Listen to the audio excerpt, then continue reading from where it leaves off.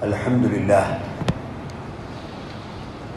نعبده ونستعينه ونؤمن به ونتوكل عليه ونعوذ بالله من شرور أنفسنا ومن سيئات أعمالنا من يهده الله فلا مضل له ومن يضلل فلا هادي له أشهد أن لا إله إلا الله وحده لا شريك له وأشهد أن محمدًا عبده ورسوله أرسله بالهدى ودين الحق ليظهره على الدين كله ولو كره المشركون اللهم صل على محمد وعلى آل محمد كما صليت على إبراهيم وعلى آل إبراهيم إنك حميد مجيد اللهم بارك على محمد وعلى آل محمد كما باركت على إبراهيم وعلى آل إبراهيم إنك حميد مجيد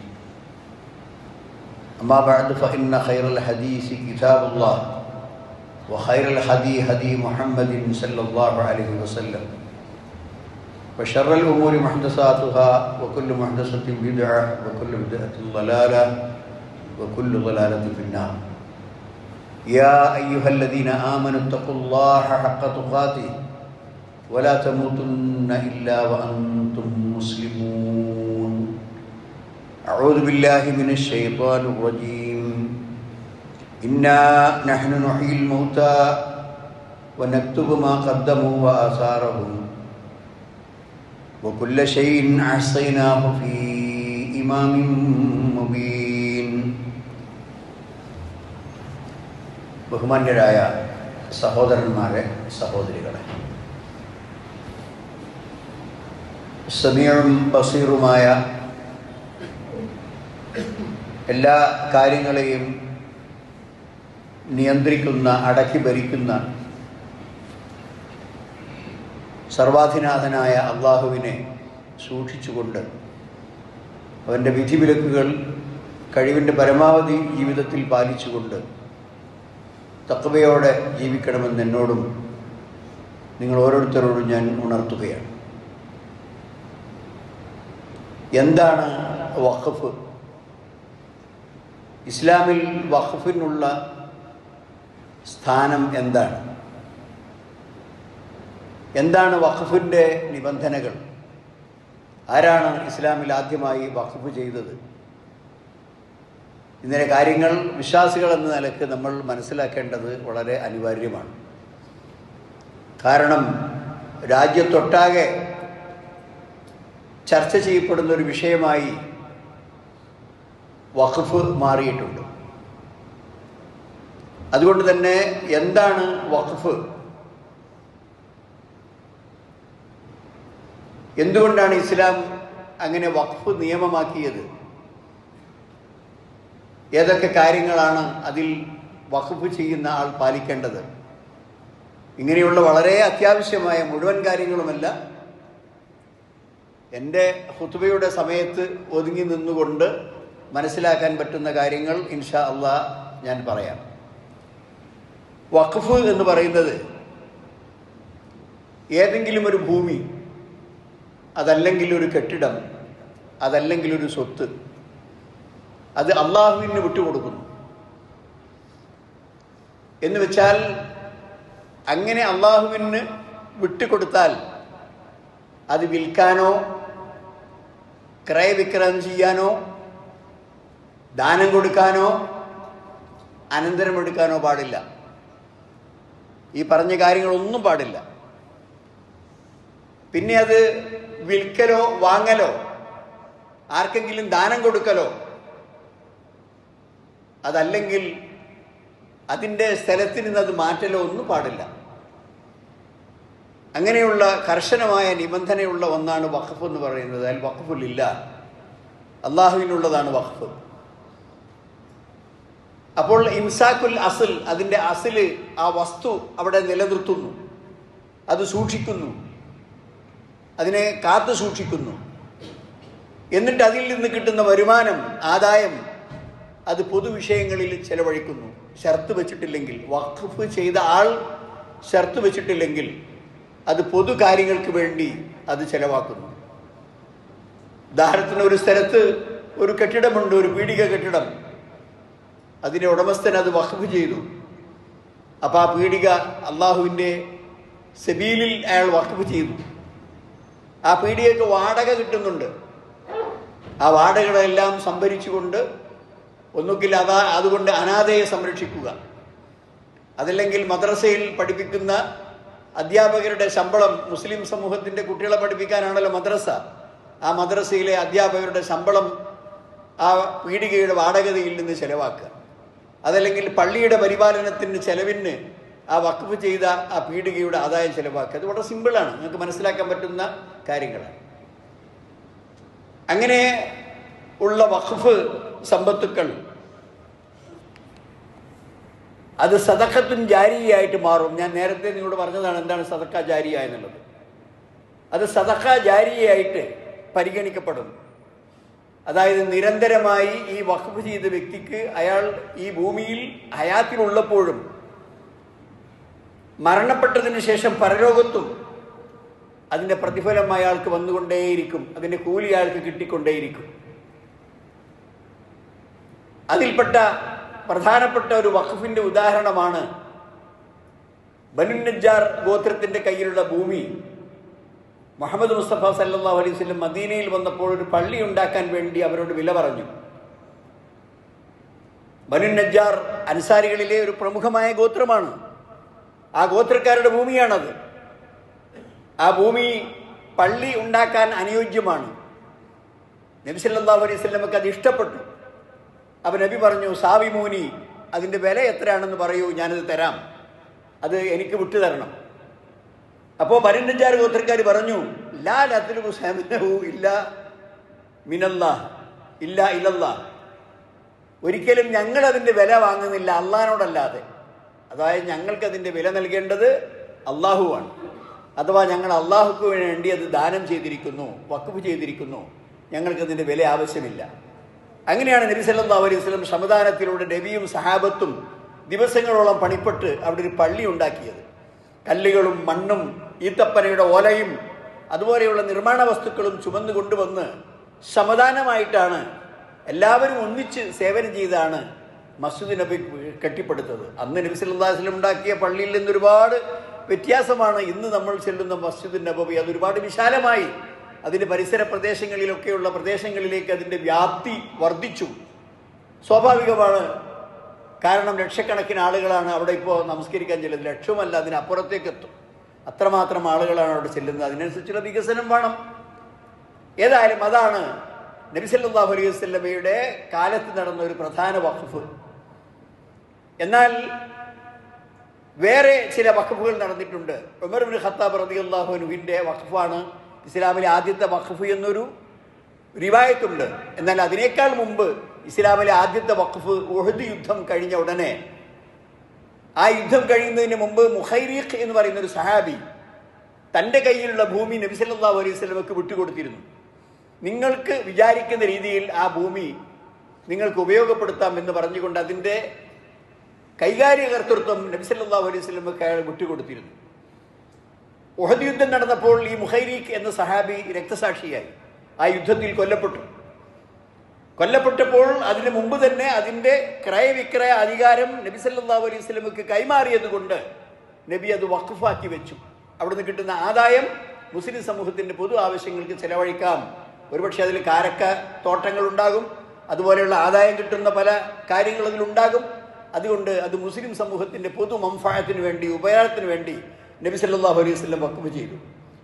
അതുകൊണ്ട് തന്നെ ഇസ്ലാമിക ശരീഅത്ത് നിയമമാക്കി വച്ചിട്ടുള്ള ഒരു മതപരമായ, കേവലം മതപരമായ ഒരാചാരവും ഒരു നടപടിക്രമവുമാണ് വഖഫ് എന്ന് ഇസ്ലാമിനെക്കുറിച്ച് വിവരമില്ലാത്ത ആളുകൾ അത് പഠിച്ച് മനസ്സിലാക്കണം.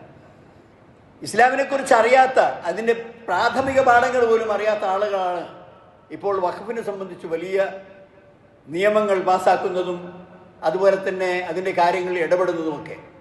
സഹോദരന്മാരെ, അത് അല്ലാഹു സുബ്ഹാനഹു വ തആലയുടെ സാമീപ്യം, അവൻ്റെ സംതൃപ്തി, അവൻ്റെ പൊരുത്തം, അവൻ്റെ മഗ്ഫിറത്ത് ഇത് നേടാൻ വേണ്ടി കൃത്യമായി ഓരോരുത്തരുടെയും ഉടമസ്ഥാവകാശത്തിലുള്ള ഭൂമിയാകട്ടെ, കെട്ടിടമാകട്ടെ, വസ്തുക്കളാകട്ടെ, ഒരു കിണർ കുഴിച്ചുകൊണ്ട് ആ കിണറാകട്ടെ, ഒരു മദ്രസ ഉണ്ടാക്കി, ആ മദ്രസയാകട്ടെ, ഒരു പള്ളി ഉണ്ടാക്കി, ആ പള്ളിയാകട്ടെ, ഇത് സമൂഹത്തിൻ്റെ ആവശ്യത്തിന് വേണ്ടി വിടുക.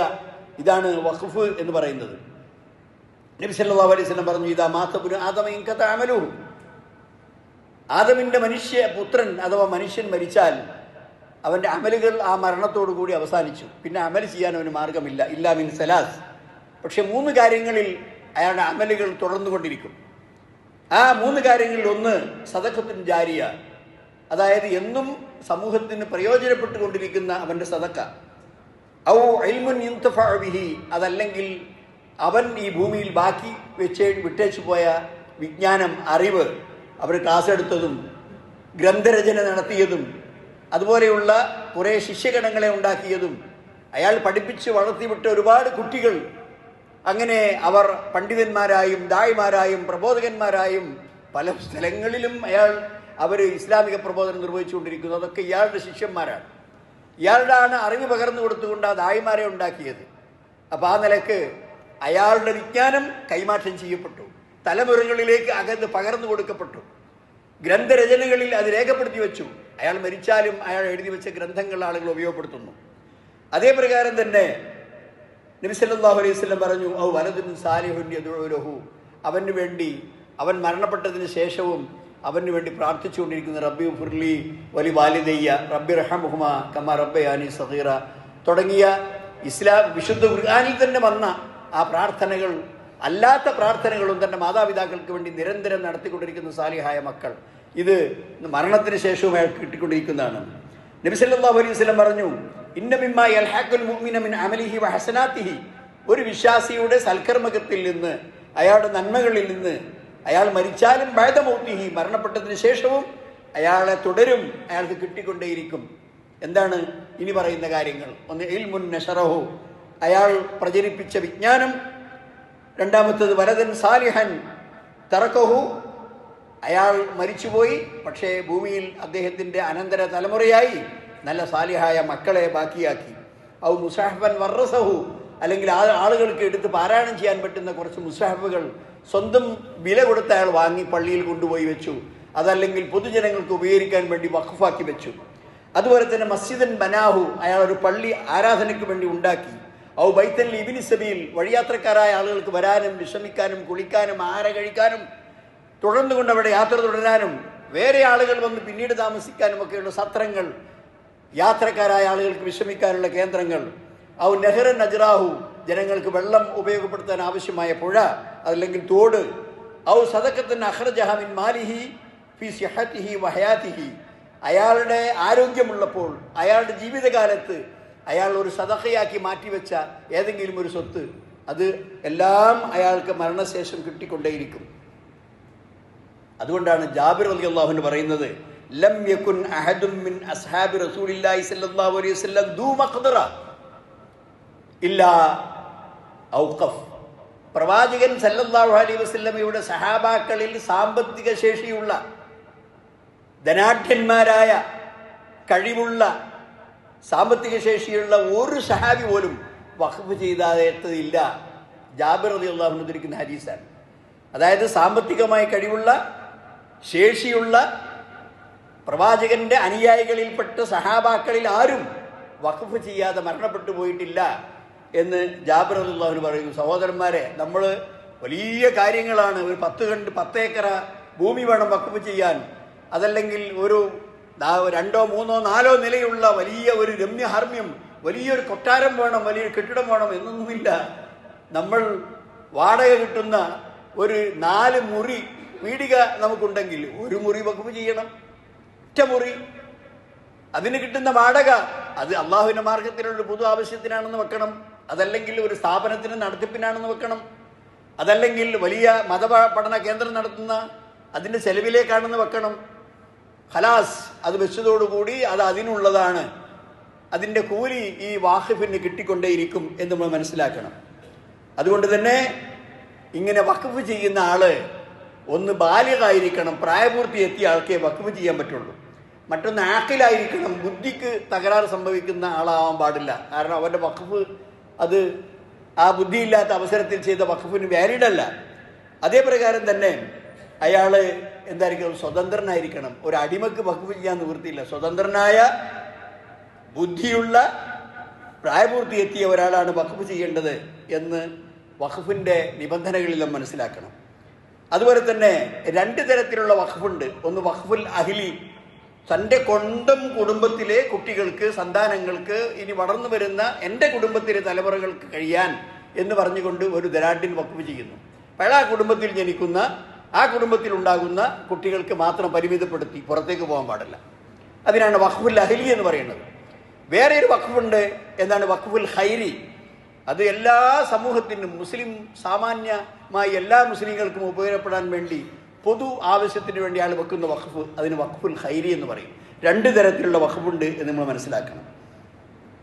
മാത്രമല്ല, ഈ വഖഫ് എന്ന് പറയുന്നത് അങ്ങനെ വഖഫ് ചെയ്തു കഴിഞ്ഞാൽ, നിയമപരമായി രേഖാപരമായി വഖഫ് ചെയ്തു കഴിഞ്ഞാൽ, ആ രേഖ ദുർബലപ്പെടുത്തുന്നതോ ഇല്ല, ഞാനത് നിന്ന് പിൻവാങ്ങാണ് എന്ന് പറഞ്ഞുകൊണ്ട് വഖഫ് ചെയ്ത ആൾ അതിൽ പിൻവാങ്ങാനോ പാടില്ല.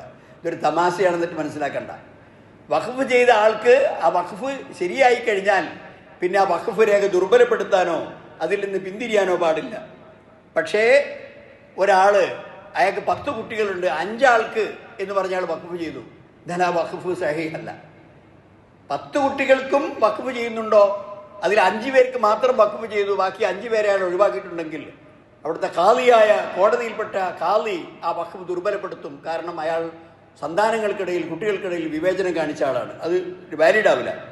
അതല്ലെങ്കിൽ ഹറാമായ ഒരു കാര്യത്തിന് അയാൾ വഖഫ് ചെയ്തു, തോന്നിവാസത്തിന്, അതായത് ഒരു പാട്ട് കച്ചേരി നടത്താൻ ഒരു സാല, ഒരു വലിയ ഹാള് അയാൾ വഖഫ് ചെയ്തു. അവിടെ നടക്കേണ്ടത് എന്താണ്? വലിയ സംഗീത ഉപകരണങ്ങൾ ഉപയോഗിച്ചുകൊണ്ട് പാട്ട് പാടി ആളുകൾ തമർക്കലാണ്. അതിന് പറ്റുമോ? പറ്റൂല. ഹറാമായ ഒരു കാര്യത്തിന് ഉപയോഗപ്പെടുത്താൻ വേണ്ടി വഖഫ് ചെയ്താൽ ആ വഖഫ് ദുർബലമാണ്. സഹോദരന്മാരെ, അതുപോലെ തന്നെ ഒരാൾ ഒരു ധാരാളം കടമുണ്ട്, ഒരുപാട് ആൾക്ക് പൈസ കൊടുക്കാനുണ്ട്, എന്നിട്ടും അയാളുടെ സ്വത്ത് കൊണ്ടുപോയി വഖഫ് ചെയ്തു. ആ വഖഫ് വാലിഡ് അല്ല. കാരണം വഖഫ് ചെയ്യുക എന്ന് പറയുന്നത് സുന്നത്തിൻ മുഅക്കദ, അത് സുന്നത്തിൽപ്പെട്ടതാണ്. എന്നാൽ കടം വീട്ടുക എന്നുള്ളത് ഫറളാണ്. കടത്തോടുകൂടി മരിച്ചു പോയാൽ പരലോകത്ത് പോലും അയാൾ കഠിനമായി ശിക്ഷിക്കപ്പെടും. മയ്യത്ത് പോലും അയാളെ പേരിൽ നമസ്കരിക്കാതെ, അങ്ങനെയുള്ള കടക്കാരൻ്റെ മയ്യത്ത് നമസ്കരിക്കാൻ നബി സല്ലല്ലാഹു അലൈഹി വസല്ലം മാറി നിന്നിട്ടുണ്ട്. അതുകൊണ്ട് കടം വളരെ ഗുരുതരമാണ്. അതുകൊണ്ട് കടമുള്ളവൻ വഖഫ് ചെയ്താൽ ആ വഖഫ് സ്വീകരിക്കാൻ പാടില്ല. അയാളെ കടം വീട്ടിലാണ് ആദ്യം എന്നത് നമ്മൾ മനസ്സിലാക്കണം. മാത്രമല്ല, ഇനി ഒരാൾ ചിലപ്പോൾ വഖഫ് ചെയ്യും, അതായത് എൻ്റെ മരണശേഷം എന്ന് പറഞ്ഞുകൊണ്ട് വഖഫ് ചെയ്യും. അങ്ങനെ മരണശേഷം എന്ന് പറഞ്ഞുകൊണ്ട് വഖഫ് ചെയ്താൽ അവിടെ അത് വസിയത്തിൻ്റെ കൂട്ടത്തിലാണ് പെടുക. അപ്പം അങ്ങനെയാകുമ്പോൾ ആ ഇന്ന ലാഭത്തിൽ അയാൾ വഖഫ് വസിയത്ത് ചെയ്തിട്ടുണ്ടെങ്കിൽ അയാളുടെ സമ്പത്തുക്കളിൽ 1/3 മാത്രമേ വഖഫായി പരിഗണിക്കാൻ പറ്റുള്ളൂ. മാക്സിമം ഒരാൾക്ക് വഖഫ് ചെയ്യാൻ പറ്റുന്നത് അയാളുടെ സ്വത്തിൻ്റെ 1/3. ബാക്കിയുള്ളത് അയാളുടെ അനന്തരാവകാശികൾക്കുള്ളതാണ്. അയാളുടെ മക്കളോ, ഭാര്യ, അതുപോലെ തന്നെ അയാളുടെ സന്താനങ്ങൾ, അനന്തരാവകാശമായ അയാൾക്ക് എടുക്കാൻ അവകാശമുള്ള ആളുകൾക്ക് അവകാശപ്പെട്ടതാണ്. അതുകൊണ്ട് സ്വത്ത് ഒന്നായിട്ട് മരണശേഷം ഒരാൾക്ക് പ്രത്യേകം എഴുതി വെക്കുക, ഇന്നാൾക്ക് കിട്ടരുതെന്ന് വെച്ചിട്ട് എഴുതി വെക്കുക. 2-3 പെണ്ണുങ്ങളുണ്ടെങ്കിൽ ഒരു പെണ്ണിന് കിട്ടാൻ പാടില്ല എന്ന് പറഞ്ഞിട്ട് എഴുതി വെക്കുക. ഇങ്ങനെയൊന്നും പാടില്ല. അതൊക്കെ അനീതിയാണ്. അതുകൊണ്ട് തന്നെ അങ്ങനെ ഉണ്ടെങ്കിൽ അത് പാടില്ല. അത് കൈകാര്യം ചെയ്യുന്ന ആളുകൾ ആ ഇത് ദുർബലപ്പെടുത്തി യഥാർത്ഥമായ നീതി അവിടെ നടപ്പാക്കണമെന്നാണ് ഇസ്ലാമിൻ്റെ നിയമം. സഹോദരന്മാരെ, അതുപോലെ തന്നെ ഞാൻ നേരത്തെ പറഞ്ഞ മാതിരി വഖഫ് അത് വിൽപ്പന നടത്താനോ അതുപോലെ തന്നെ അതിൻ്റെ സ്ഥലത്തിൽ നിന്ന് അത് വേറെ എങ്ങോട്ടെങ്കിലും മാറ്റാനോ ഒന്നും അധികാരമില്ല. അതേസമയം നമ്മളൊരു ഭൂമി അത് വളരെയധികം ഉപയോഗശൂന്യമായി മാറി, കുറേ കാലത്തെ പഴയകാല വഖഫാണ്, അതൊരു ഉപയോഗശൂന്യമായി മാറി. അവിടുന്ന് ഇനി പ്രത്യേകിച്ച് ഒരു വരുമാനങ്ങളും വഖഫിൻ്റെ വരുമാനങ്ങളും കിട്ടാനില്ല. വാഖിഫ് മരണപ്പെട്ടു പോയി. എന്നാൽ അത് കൈകാര്യം ചെയ്യുന്ന ആളുകൾക്ക് കൂടിയാലോചന നടത്തി കോടതിയുടെ അനുവാദത്തോടു കൂടി, ഈ ഉത്തരവാദപ്പെട്ട ഡിപ്പാർട്ട്മെൻറ്റിൻ്റെ അംഗീകാരത്തോടു കൂടി അത് വിറ്റ് അതിനേക്കാൾ മെച്ചപ്പെട്ട ഒരു അഫ്ളലായ ഒരു ഉപകാരം ആ പണം കൊണ്ട് വാങ്ങി അത് വഖഫിനായി ഉപയോഗപ്പെടുത്തുന്നതിന് ഇസ്ലാം വിലക്കുന്നില്ല എന്ന് നമ്മൾ മനസ്സിലാക്കണം. സഹോദരന്മാരെ, ഇത്തരം കാര്യങ്ങൾ വഖഫുമായി ബന്ധപ്പെട്ടതാണ്. അത് നമ്മൾ വളരെയധികം സൂക്ഷ്മതയോടുകൂടി, അതായത് വഖഫ് എന്ന് പറയുന്നത് അള്ളാഹുവിൻ്റെ മുമ്പിൽ നാം നടത്തുന്ന ഒരു ആരാധനാകർമ്മമാണ്, ഒരു വലിയ സൽക്കർമ്മമാണ്, ഒരു വലിയ സദഖാ ജാരിയയാണ്. അത് ഇസ്ലാമിൻ്റെ ഒരു അലംഘനീയമായ നിയമമാണ്. അത് മുസ്ലിങ്ങൾ തലമുറകളായി 1400 വർഷങ്ങളായി ആചരിച്ചു വരുന്നതാണ്. ഒരു രാജ്യത്തിൻ്റെയോ ഒരു സമൂഹത്തിൻ്റെയോ ഒന്നും ഒരു അതിർത്തി അതിന് ബാധകമല്ല. എല്ലാ ആളുകളും ചെയ്തിട്ടുണ്ട്. എല്ലാ രാജ്യക്കാരും അള്ളാഹുവിൽ ഭയപ്പമുള്ള മുസ്ലിങ്ങളായ ആളുകൾ അവർ ഏത് നാട്ടുകാരാണെന്നോ ഏത് ഭാഷക്കാരാണെന്നോ ഏത് ദേശക്കാരാണെന്നോ വ്യത്യാസമില്ലാതെ ഒരുപാട് വഖഫുകൾ നമുക്ക് കാണാൻ സാധിക്കും. ഇപ്പോൾ തന്നെ നമ്മുടെ മക്കയിലുള്ള പല കെട്ടിടങ്ങളും അതിൻ്റെ രസീറ്റ് എഴുതുമ്പോൾ ഉസ്മാൻ ബിൻ അഫ്ഫാൻ റളിയല്ലാഹുവിൻ്റെ പേരിലാണ് എഴുതുന്നതെന്ന് പറഞ്ഞു കേട്ടിട്ടുണ്ട്. എന്ന് പറഞ്ഞാൽ അക്കാലത്ത് വഖഫ് ചെയ്ത ഭൂമിയിൽ സ്ഥാപിക്കപ്പെട്ട വാടക കെട്ടിടങ്ങളുടെ രസീറ്റ് അത് എഴുതുന്നതിൻ്റെ വസൽ എന്ന് പറയും അറബിയിൽ. ആ വസൽ എഴുതുന്നത് പോലും അദ്ദേഹത്തിൻ്റെ പേരിലാണ്. അപ്പോൾ നോക്കണം നിങ്ങൾ എത്ര കാലപ്പഴക്കം. അതാണ് ഇസ്ലാമിൽ വഖഫ് ഒരു വിശുദ്ധമായ കർമ്മമാണ്, അള്ളാഹുവിൻ്റെ പൊരുത്തമുണ്ടാക്കുന്ന ഒരു കർമ്മമാണ്. അത് അതേമാതിരി നിലനിൽക്കണം. അതിൽ കയ്യേറ്റങ്ങൾ പാടില്ല. അതിൽ തോന്നിയ മാതിരി മറ്റുള്ളവർക്ക് അത് കൈകാര്യം ചെയ്യാൻ പാടില്ല. അതൊരു മതവിഷയമാണ്, ഒരു മതാചാരമാണ്. മുസ്ലിങ്ങൾക്ക് മൗലികമായി അവകാശപ്പെട്ട ഭരണഘടന അനുവദിക്കുന്ന മൗലികമായ കാര്യങ്ങളിൽപ്പെട്ടതാണ്. അതങ്ങനെ തന്നെ നിലനിൽക്കണം. അള്ളാഹു സുബ്ഹാനഹു വ തആല തരത്തിൽ ഏതോ നല്ല മനുഷ്യന്മാർ മുസ്ലിം സമൂഹത്തിൻ്റെ ഉപകാരത്തിന് വേണ്ടി വിട്ടേച്ചു പോയ വഖഫ് സ്വത്തുക്കൾ അത് അതേപടി നിലനിൽക്കാനും അതിൻ്റെ സംരക്ഷണം സാധ്യമാകാനും അള്ളാഹു സുബ്ഹാനഹു വ തആല നമുക്ക് തൗഫീഖ് നൽകുമാറാകട്ടെ.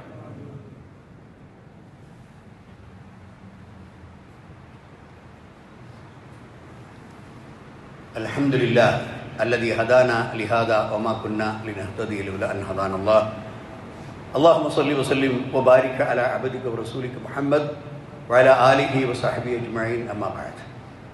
അയ്യുഹൽ ഇഖ്വാൻ ഊസിക്കും സാനിയ ബിത്തഖ്വല്ലാഹ്. സഹോദരന്മാരെ, ഒന്നുകൂടി അള്ളാഹുവിനെ സൂക്ഷിക്കണമെന്ന് എന്നോടും നിങ്ങളോടും ഞാൻ ഉണർത്തുകയാണ്. രണ്ട് തരത്തിലുള്ള ബോർഡുകളാണ് നമ്മുടെ ഇന്ത്യ രാജ്യത്ത് വഖഫുകൾ നിയന്ത്രിക്കുന്നത്. കേന്ദ്ര വഖഫ് കൗൺസിൽ, അതിൽ 19 അംഗങ്ങളും, അതുപോലെ തന്നെ സംസ്ഥാന ഗവൺമെൻറ്റിൻ്റെ കീഴിലുള്ള വഖഫ് ബോർഡിൽ 14 അംഗങ്ങളും. ഇങ്ങനെയാണ് ഇതുവരെയുള്ള നിലപാട്. പക്ഷേ ഇപ്പോൾ കൊണ്ടുവരപ്പെട്ട ഭേദഗതി പ്രകാരം കേന്ദ്ര വഖഫ് കൗൺസിലിൽ 21 അംഗങ്ങളാക്കി 2 പേരെ കൂട്ടി. എന്നാൽ 14 അംഗങ്ങളുള്ള സംസ്ഥാന വഖഫ് ബോർഡിൽ 11 അംഗങ്ങളായി ചുരുക്കി. എന്ന് മാത്രമല്ല, ഈ 21 അംഗങ്ങളിൽ നിർബന്ധമായും മുസ്ലിങ്ങളായി ഉണ്ടാകേണ്ടത് 8 അംഗങ്ങൾ മാത്രമാണ്. ബാക്കിയുള്ള 13 പേരും മുസ്ലിം ആയിരിക്കണമെന്ന് യാതൊരു ആവാം, പക്ഷേ മുസ്ലിം ആയിരിക്കണമെന്ന് യാതൊരു നിബന്ധനയുമില്ല. അത് ഇസ്ലാമിനെക്കുറിച്ച് പ്രാഥമികമായ വിവരം പോലും ഇല്ലാത്ത, വഖഫ് കാര്യങ്ങളെക്കുറിച്ച് ഒരു വിവരവുമില്ലാത്ത ഉദ്യോഗസ്ഥന്മാർ, MP-മാർ, MLA-മാർ, നാട്ടിലെ ലോക്കൽ ബോഡിയിലെ പ്രധാനപ്പെട്ട അധികാരികൾ, ഇവരെയൊക്കെ ഉൾക്കൊള്ളുന്ന 21 അംഗങ്ങളാണ്.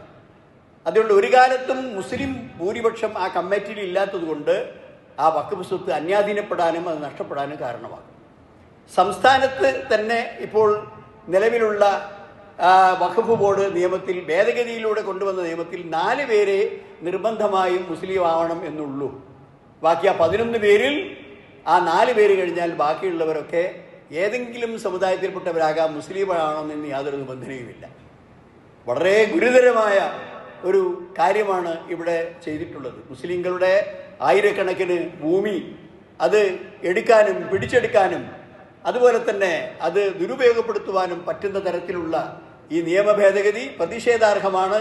അത് മുസ്ലിങ്ങൾക്ക് മാത്രം അവകാശപ്പെട്ട അവരുടെ മൗലിക കാര്യങ്ങളിലൂടെ കടന്നുകയറ്റമാണ് എന്ന് നമ്മൾ മനസ്സിലാക്കണം. സഹോദരന്മാരെ, വിശുദ്ധ ഖുർആനിൽ അല്ലാഹു സുബ്ഹാനഹു വ തആല പറഞ്ഞു, ഇന്നാ നഹ്നു നുഹ്യിൽ മൗത വനക്തുബു മാ ഖദ്ദമു ആസാറഹും വകുല്ല ഷൈഇൻ അഹ്സൈനാഹു ഫീ ഇമാമിൻ മുബീൻ. ഇന്നാ നഹ്നു നുഹ്യിൽ മൗത, നമ്മളാണ് മരണപ്പെട്ടു പോയവരെ രണ്ടാമതും ജീവിപ്പിക്കുന്നത്.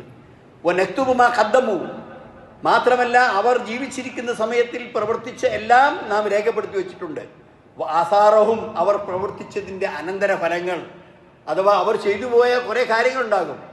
അവർ മരണപ്പെട്ടാലും അതിൻ്റെ ആസാറുകൾ, അതിൻ്റെ സ്വാധീനങ്ങൾ, അതിൻ്റെ കാര്യമായി പിന്നീടുണ്ടാകുന്ന സംഭവവികാസങ്ങൾ, അതൊക്കെ അതിൻ്റെയൊക്കെ കൂലിയാക്കി കിട്ടിക്കൊണ്ടിരിക്കും. ഇവിടെ വലിയ ഈ കോഴിക്കോട് പട്ടണത്തിൽ വിദ്യാഭ്യാസ സ്ഥാപനങ്ങളുണ്ട്. വളരെ ഉയർന്ന മുഖലിസീങ്ങളായ നല്ല മനുഷ്യന്മാർ സ്ഥാപിച്ച വിദ്യാഭ്യാസ സ്ഥാപനങ്ങളാണത്. അവർ മരണപ്പെട്ടു പോയി, പക്ഷേ ഇപ്പോഴും അവിടെ കുട്ടികൾ പഠിക്കുന്നു. ധാരാളക്കണക്കിന് ആളുകൾ അവിടുന്ന് സർട്ടിഫിക്കറ്റ് വാങ്ങി ഉയർന്ന ജോലികളിലേക്ക് പിന്നീട് ഈ വിദ്യാഭ്യാസത്തിലേക്ക് പോകുന്നു. അത് അവർക്കത് കിട്ടിക്കൊണ്ടേയിരിക്കുന്നു. ആസാറഹും, അവർ ചെയ്ത പ്രവർത്തനങ്ങളും അവർ പ്രവർത്തിച്ചു പോയതിനു ശേഷം അവരുടെ പ്രവർത്തനങ്ങളുടെ ബഹിസ്ഫുരണമായി അതിന് സ്വാധീനപരമായി ഉണ്ടാകുന്ന ആസാറുകളും അവരുടെ പേരിൽ അല്ലാഹു സുബ്ഹാനഹു വ തആല രേഖപ്പെടുത്തും. അതുപോലെ തന്നെ സൂറത്ത് മുസ്സമ്മിലിന്റെ അവസാനം അല്ലാഹു സുബ്ഹാനഹു വ തആല പറയുന്നു, വഅഖ്രിദുല്ലാഹ ഖർളൻ ഹസന, നിങ്ങൾ അല്ലാഹ്ക്ക് നല്ല കടം കൊടുക്കണം. വമാ തുഖദ്ദിമൂ ലി അൻഫുസികും മിൻ ഖൈറിൻ, നിങ്ങൾ മുൻകൂട്ടി അള്ളാഹുവിന്റെ പൊരുത്തത്തിന് വേണ്ടി നിങ്ങൾ ചെയ്തു വെച്ച കാര്യങ്ങൾ തജിദുഹു ഇൻദല്ലാഹ്, ഇവിടെ നിങ്ങൾ ചെയ്യുന്ന കാര്യങ്ങൾ മരണപ്പെട്ടാൽ അവിടെ ചെന്നാൽ നിങ്ങൾ കാണാൻ കഴിയും. വ ഖൈറൻ, അത് കൂടുതൽ മെച്ചപ്പെട്ടതായി. വ അഅ്ളമ അജ്റ, വലിയ മഹത്തായ പ്രതിഫലമായി മാറിയതായി കാണാൻ കഴിയും. വസ്തഗ്ഫിറുല്ലാഹ്, അതുകൊണ്ട് നിങ്ങൾ അള്ളാഹുവിനോട് പൊറുക്കൽ തേടണം. ഇന്നല്ലാഹ ഗഫൂറുർ റഹീം. അപ്പോൾ അള്ളാഹു അങ്ങേയറ്റം പൊറുക്കുന്നവനും കാരുണ്യവാനുമാണ്. അങ്ങനെ നാം മുൻകൂട്ടി ചെയ്തു വെച്ച കാര്യങ്ങൾ നമുക്ക് തന്നെ പ്രയോജനപ്പെടുന്ന ഒരു വലിയ കാര്യമാണ് വഖഫ് എന്ന് പറയുന്നത്. അത് നമ്മൾ പഠിക്കണം, മനസ്സിലാക്കണം. അത് മുസ്ലിങ്ങളുടെ അവകാശത്തിൽപ്പെട്ട കാര്യങ്ങളിൽ മറ്റുള്ള ആളുകൾ അനാവശ്യമായി ഇടപെട്ട് അത് വഖഫിൻ്റെ എല്ലാ അലകും പിടിയും മാറ്റുന്ന തരത്തിലുള്ള നിയമങ്ങൾ അത് മുസ്ലിങ്ങൾക്ക് സ്വീകാര്യമല്ല എന്നുകൂടി നമ്മൾ മനസ്സിലാക്കണം. എല്ലാ വിധത്തിലുള്ള മാർഗങ്ങൾ ഉപയോഗിച്ചുകൊണ്ട് ഇത് ജനങ്ങളെ ബോധവൽക്കരിക്കാനും അതുപോലെ തന്നെ മുസ്ലിം വഖഫ് സംരക്ഷിക്കുവാനും നമുക്ക് സാധിക്കണം. അതിന് അല്ലാഹു സുബ്ഹാനഹു വ തആല നമുക്ക് തൗഫീഖ് നൽകുമാറാകട്ടെ. എല്ലാ പാപങ്ങളിൽ നിന്നും അല്ലാഹു സുബ്ഹാനഹു വ തആല നമുക്ക് പൊറുക്കൽ തരുമാറാകട്ടെ. നമ്മുടെ മാതാപിതാക്കൾക്ക് ജീവിച്ചിരിക്കുന്നവർക്ക് അല്ലാഹു ആഫിയത്തും ആരോഗ്യവും കൊടുക്കുകയും മരണപ്പെട്ടവർക്ക് അല്ലാഹു മഗ്ഫിറത്തും മർഹമത്തും കൊടുക്കുകയും ചെയ്യുമാറാകട്ടെ. റബ്ബനാ തഖബ്ബൽ മിന്നാ ഇന്നക അൻതസ് സമീഉൽ അലീം വതുബ് അലൈനാ ഇന്നക അൻതത് തവ്വാബുർ റഹീം. റബ്ബനാ ഇഗ്ഫിർ ലനാ യാ ഗാഫിറൽ മുദ്നിബീൻ. ربنا اصرف عنا عذاب جهنم إن عذابها كان غراما إنها ساءت مستقرا ومقاما. ربنا هب لنا من أزواجنا وذرياتنا قرة أعين واجعلنا للمتقين إماما. اللهم اغفر للمؤمنين والمؤمنات والمسلمين والمسلمات والأحياء منهم والأموات إنك مجيب الدعوات يا قاضي الحاجات. ربنا توفنا مسلمين وألحقنا بالصالحين. ربنا آتنا في الدنيا حسنة وفي الآخرة حسنة وقنا عذاب النار. وآخر دعوانا أن الحمد لله رب العالمين. اللهم صل وسلم وبارك على عبدك ورسولك محمد.